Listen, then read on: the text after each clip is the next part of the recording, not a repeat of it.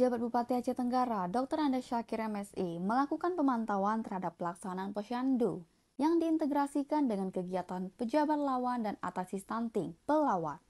Kegiatan Posyandu terintegrasi dengan pelawat ini dilakukan sebagai bentuk peran aktif pimpinan organisasi perangkat daerah dalam menurunkan tingkat prevalensi stunting di Aceh Tenggara. Bahkan, berdasarkan data aplikasi elektronik pencatatan dan pelaporan gizi berbasis masyarakat, per Desember 2023, jumlah balita stunting sudah turun menjadi 863. Dari data tahun 2022 sebesar 1.100 balita. Acara kita hari ini, kalau kita namakan bahasanya adalah Posyandu terpadu dengan acara pelawat. Maka nanti mungkin bisa jadi satu akronim mungkin, poster pelawat ke depan. Ini sebuah inovasi yang bagus yang bisa kita kembangkan. Artinya apa? Kegiatan-kegiatan yang dilaksanakan pada Posyandu ini kita integrasikan dengan pelawat yang selama ini sudah berjalan di tahun 2023. Dia ada kepala UPD yang menjadi orang tua asuh dari anak-anak muda, anak-anak terpilih, anak-anak stunting.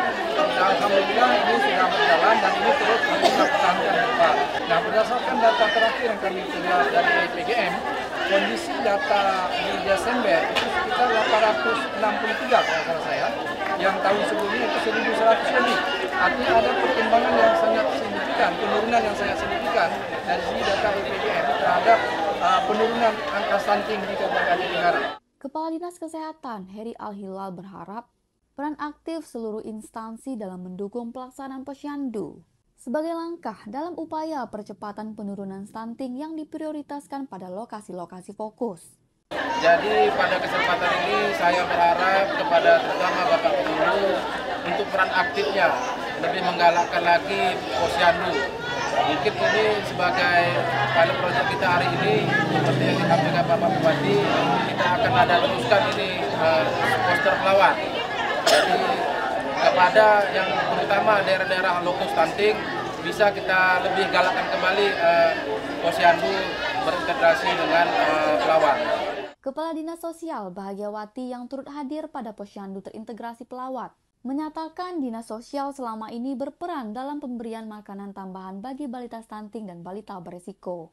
Baik, terima kasih kegiatan kita dari Dinas Sosial, kita melakukan pendampingan terhadap anak yang beresiko. Dan kita berikan juga semacam makanan anak dalam bentuk kopi yang nanti bisa menambah gizinya.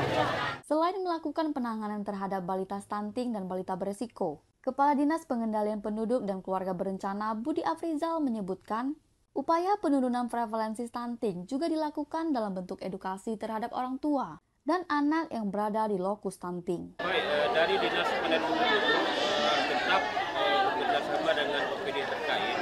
Jadi kami dalam setiap kegiatan Posyandu berusaha untuk bagaimana mengedukasi orang tua dan anak terutama yang berisiko stunting dengan menggunakan alat-alat permainan stunting.